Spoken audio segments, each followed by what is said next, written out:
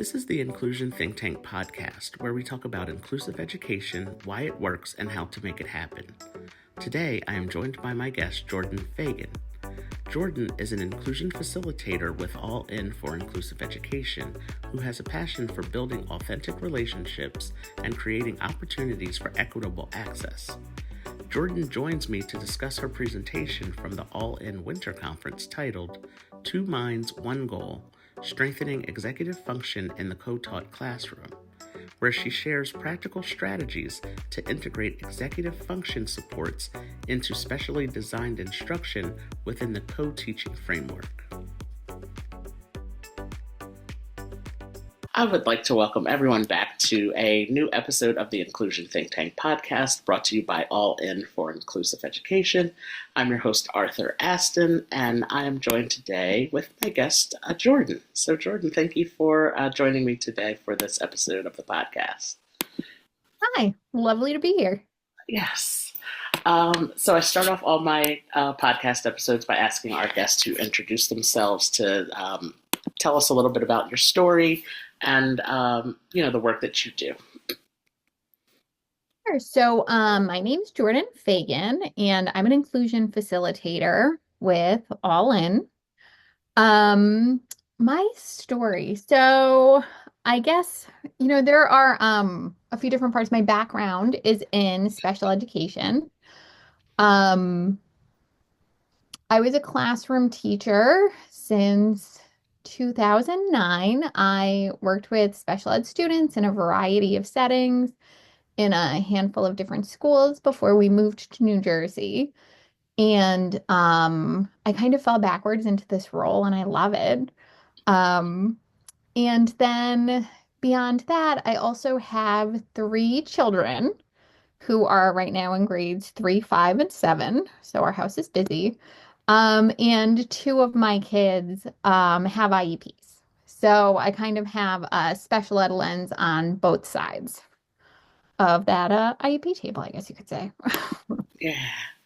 Yeah, that's I love having people introduce themselves and share their story, and then to hear, as you said, you have you're in a little bit of both worlds, from the parent side and also the educator side, and working as an inclusion facilitator now is gives you a very unique perspective on things, I'm sure. So that's always great to hear people and how they tell their story, share their story with everyone. So thank you for that. Yeah, of course. So as you are aware, and everyone is aware, this podcast is dedicated to inclusive education. So how do you define inclusive education? So when we talk about inclusive education at All In, we kind of, have a shared definition that says that, it means educating a child with a disability in the gen ed classroom of the child's neighborhood school. And basically, it's including kids alongside their neurotypical, typically developing peers, right, in their neighborhood school. But part of the reason I just got hung up is I'm always looking for the best way to phrase it, to make kind of remove jargon and, not say least restrictive environment, because not everybody knows what that means, etc.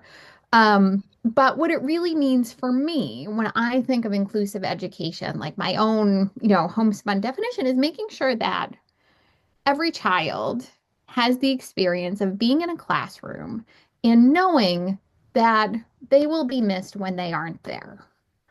We talk a lot about making sure that kids are present in classrooms. And yes, it is important to be in the gen ed classroom for some part of the day, to be alongside your typically developing peers that are same aged, right? But it's more than just being in that classroom. It's not feeling like you're being tolerated, but that everybody's being celebrated, right?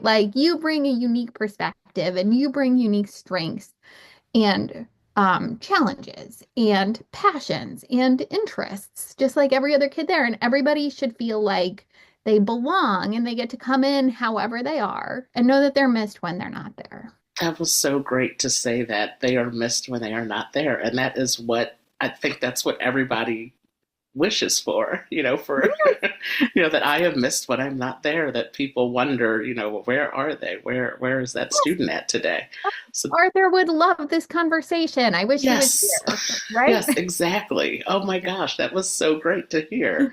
And I asked most of my guests that question, and I think that's one of the few times that somebody has, probably the first time somebody has said that, that they will be missed when they're not there, and that is, and as you said, it goes beyond just being in the classroom with, in the general education setting. It's everybody has something to contribute to the class, to the day, to the school day, and just when they're not there, their presence is missed, and what they contribute is missed. From the others in the classroom. That was really awesome. I like that. I've been doing this podcast for a few years now, and I get so excited because I learn so much from having guests on, and to hear different perspectives of something as, asking someone what their definition of inclusion and inclusive education is, to hear the different ways that it is described. And as you said, trying to remove the jargon and the words that we always hear when talking about inclusion and inclusive education, because it gets, like you said, people may not understand what certain words mean. So just to really bring it down to a basic understanding of, what it is, and what it is specifically for you, what you would want the definition to mean for you, is really awesome to hear from everybody. So recently on the podcast, I've been interviewing, having conversations with guests who have presented at our either our summer conference from last year, and more recently our winter conference that was just held in January. And you were one of the presenters at our winter inclusion conference, and your presentation was titled "Two Minds, One Goal: Strengthening Executive Function in the Co-Taught Classroom." So can you give an overview of what your presentation was about, and share what is a co-taught classroom, what that means, and the purpose of a co-taught classroom, and also executive functioning, what that means? Sure. So to start with co-teaching, right? In New Jersey, we call that ICR, in-class resource, in-class replacement. It everywhere though, what it is a classroom that has two teachers, one content certified and one special ed certified, right? So you have a gen ed teacher and a special ed teacher, and you have a handful of students with IEPs. Ideally, they're spread out across classrooms. Yeah, that's kind of getting into the nitty-gritty of it, but you have a handful of students with IEPs. It varies by state how many are allowed to be in the room to fill, before you kind of like max out on that number. Again, nitty-gritty stuff. But you have a handful of kids with IEPs. You have a handful of kids who are gen ed, and you have two teachers. And within co-teaching, right? Like officially, that's the definition. Um, And then your co-teacher provides specially designed instruction so that students can work towards their IEP goals. And that can happen with a handful of co-teaching models from Maryland Friend. So, you have like one teach, one assist, and one teach, one observe, and maybe you're splitting into groups and doing station teaching. There's a handful of models. Google it. It's hard to visualize. You can Google it and get a visual of the co-teaching models. Um, and my presentation was how to strengthen within those co-teaching models, right? And within that classroom, how to embed executive function instruction. One of the things that keeps students with disabilities out of that co-teaching classroom is executive function skills, right? Executive function is our brain's air traffic controller. So you have to remember rules, you have to stay organized, you can't get overwhelmed by your frustration, you can't have like this impulsivity. well, you can have all those things. Obviously, many of us have those things, right? But within the co-taught classroom, that like least restrictive environment, one of the barriers to students being included is that they have a low frustration threshold. They have impulsivity. They have struggled to stay organized. So they will get moved to a smaller environment so that a teacher can kind of be on them more about those things, right? So if we embed executive function instruction and support into the co-taught classroom, more students can be included, right? And we remove that barrier. Um, and so my presentation was basically on explaining executive function, what some of the barriers are, supports we can offer, and then how do we embed it within those models? Yes. Yeah, I love That was a lot of words.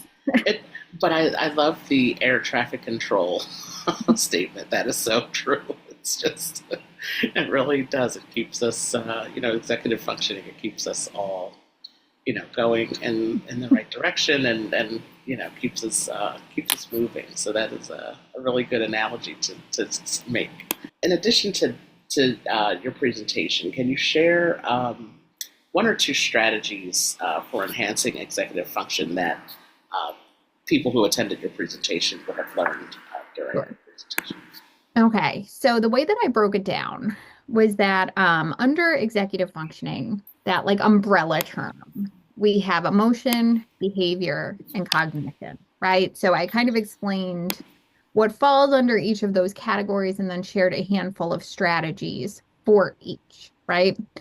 So, for anybody at home listening who's a parent who may be looking to build those supports, I talked a little bit about like ways you can do this at home to support your child so that when they're in class and they're working on those skills, they kind of have a roster. If you want to start very early, one strategy that I like that I shared that I used with my kids a lot was like mental rehearsal, right? To like get your brain and your body ready for something that may come up, right? So like if you're taking your child, let's say, to the grocery store and you're getting ready to park, you're in the parking lot, you can say like, okay, we're gonna go in the grocery store. And when we get to the checkout, we're not gonna get candy, right? Let's think when you ask for candy and when I say no, what's that going to feel like? Right? And so when you have a kid who's like 3, 4, 5 years old, they can be like, oh, it's going to feel really bad in my body. I might get frustrated. Like my son would say, like, I might lose it. Um, and then you're like, okay, so what are some things that we can do when we get that feeling, right? What's something you can do? And you say, like, well, I'm going to take 5 deep breaths, right? Or I'm going to look around and I'm going to find 5 things that I can see and 4 things that I can hear and kind of like do a grounding strategy, right? And so when you're ready for that feeling, and it's not a surprise when you experience it and it comes, then we're better able to regulate it, right? The surprise is part of what dysregulates us and kind of leads to that outburst or that tantrum. So, something that we talked about um, in the presentation is that, like, you can do that rehearsal and that exercise during warm up before class, at the end of class, while you're walking in the hallway, even, right? When you're headed to a place. So one of the co-teaching models is alternative teaching, where you pull a small group and you can do a 3, 4, 5 minute exercise on grounding strategies, on mindfulness, on deep breathing, while you're some other kids in your class. And again, these don't have to be only your students with IEPs. This is anybody who you note gets frustrated at a certain time of day or during a certain activity, right? You can do it during the warm up, you can do it during the wind down, and do it when we're in a calm place so that we can receive that. Because trying to teach somebody a calming exercise while they are melting down, nothing gets in them, right? You want to have those strategies ready. So, that was one. You can do a goal setting activity as a class. You can do a goal setting activity as, the parallel teaching model where you split the class in half And like one half can work on a Kahoot or a Bookit, like a review game, and then the other half of the class can do a goal setting exercise, can do a check-in. There are a lot of like organizer kind of strategies that I shared with agendas, and you can do that then. Um, so again, if you are a parent or if you were working on this for yourself outside of the co-teaching space, right? If we're Hmm. talking about in our lives, because these all transfer to our lives, right? Yes. Yeah. These are skills that come up, for me, my executive function skills didn't hit until I was in college. I was like halfway through college when I realized that like, oh no, I don't know how to study. Oh no, I don't know how to use an agenda. Mm-hmm. Um, so anyway, you can do like some planner exercises, like if your child has an agenda. I'll use my seventh grader as an example. So right now in school, he uses like a weekly agenda, right? So he writes down the assignments and their due dates, but they just stay there then in his agenda. He doesn't know to go back and look at them. He doesn't know, for instance, something that we've been working on is like planning out, okay, so you have an essay that's due Friday. So it's due Friday, but you want me to look at it for you, right? You want me or his dad, like, my husband, whoever you want us to look at it for you before you turn it in. So really it's due Thursday night. But Thursday night is also Boy Scouts. So we don't have time Thursday afternoon to work on it. So really, it's due To Wednesday, Wednesday. right? We have to look and see like, how does this due date fit in with the rest of our life, Hmm.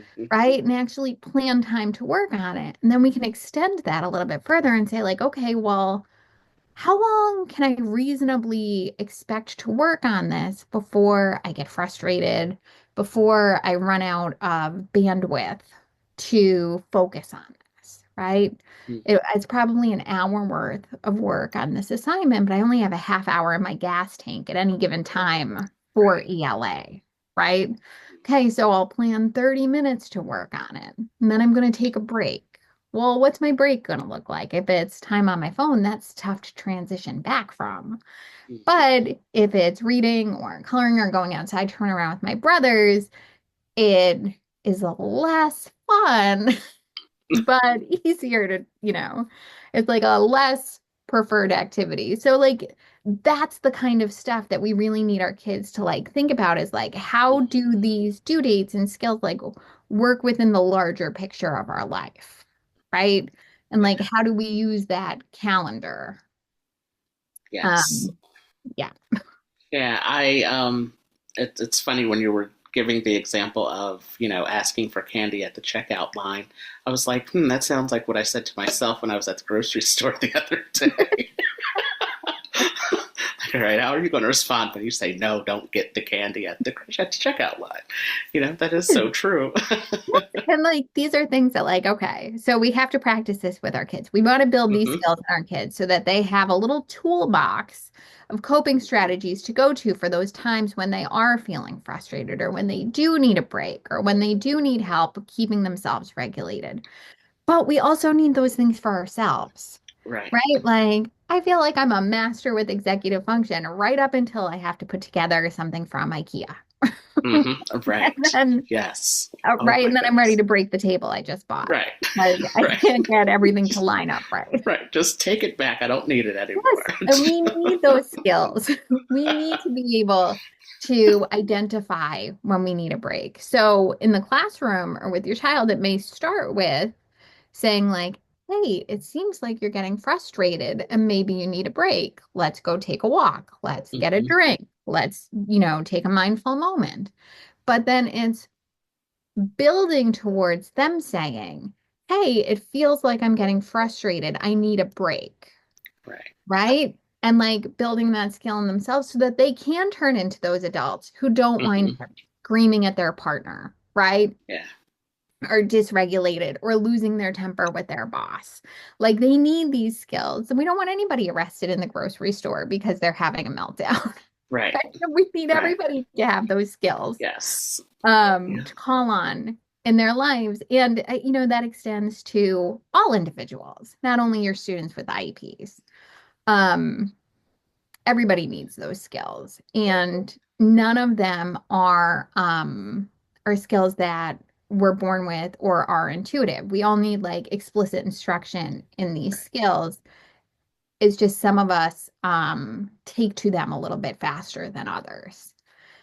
This is something that even within my marriage, like we all have like different strategies that work for us. And some of us like adapt things very quickly, and some of us don't. And some of us need, to, um, what am I trying to say? Some of us need like supports built in around us. Like some people do great with a handful of post-it notes.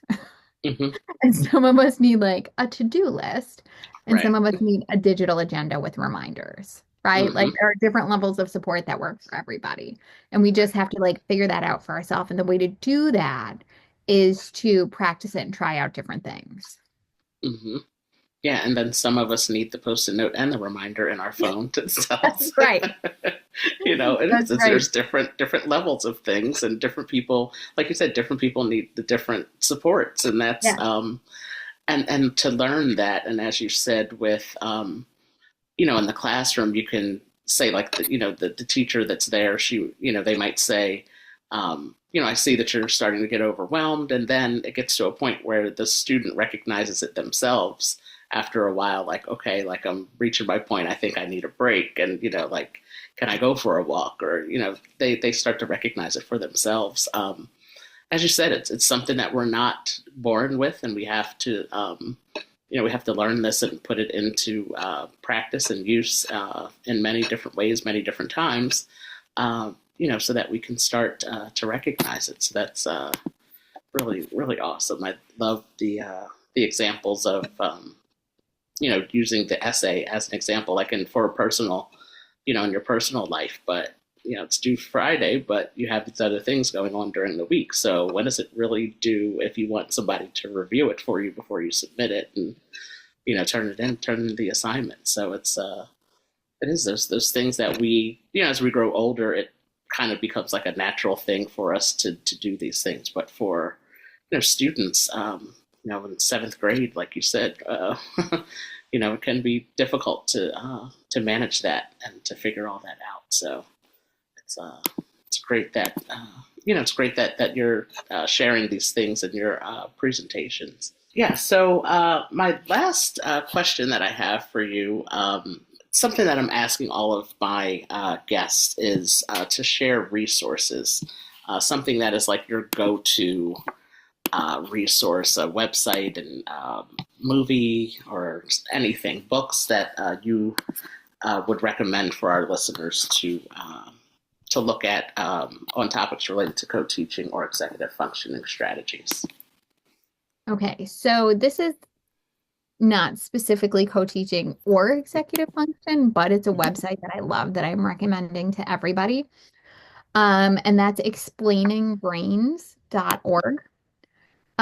So explaining brains, or actually I think it might be explainingbrains.com.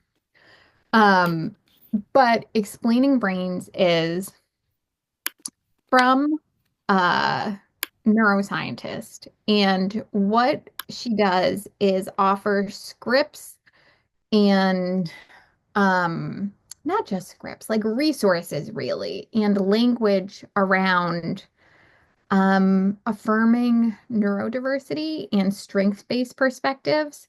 So let's say you have a child who has a new diagnosis of dyslexia or ADHD or autism.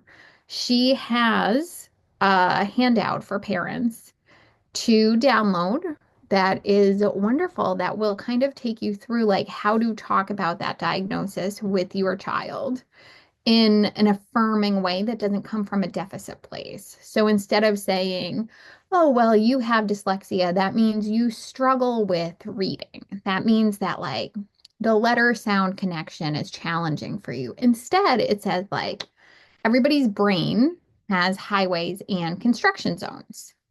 When we see the construction zones that you have, that pattern that shows up, we call that dyslexia. And then it has like a handful of activities that you can do to say like other people who have the same patterns that you have are like X, Y, and Z. And let's make a strengths profile for you. Like, what are some of your highways, right? Some of the highways with dyslexia include pattern identification, include creative solutions and thinking. And it takes a look at all of those strengths that come with dyslexia and then says, and also some of your construction zones include this, and these are the strategies that help me, and kind of offers a way to communicate with teachers about this as well and like what you need in your life, and it practices self-advocacy. So she has them for autism, she has them for ADHD, as well as then other resources that are really helpful for parents that, videos you can watch and listen to. I found it really, really helpful.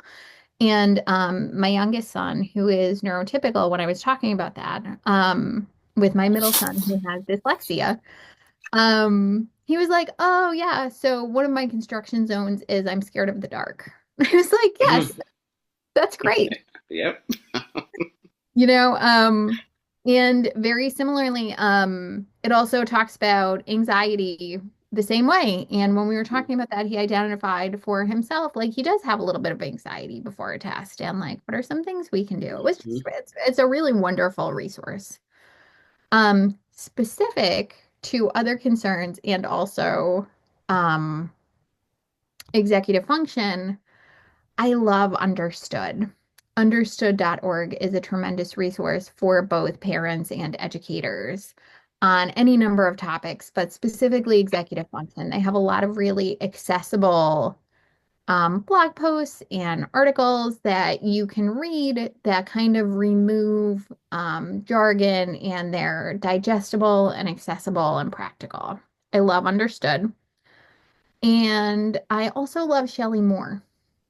Yes. Yeah, Shelley Moore has the 5 More Minutes video. She has she has a 5 More Minutes blog. She has a podcast.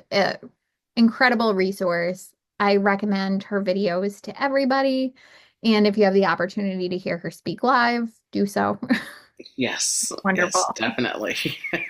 Definitely. Yeah, she's an incredible voice in this space. Yes. Yeah. Really great resources. Thank you for those recommendations. We're putting together a resource guide from all of our guests, sharing their different resources that they use regularly. And Shelley Moore has been mentioned a few times. So that's really, that's great. Yeah, I truly, when I was in her company last year for our summer conference, and I was like a young girl, I was starstruck. I was like, yeah. Can I take your picture? Yeah, she's great. She was really great. I had a chance to talk with her for a few seconds, and really great.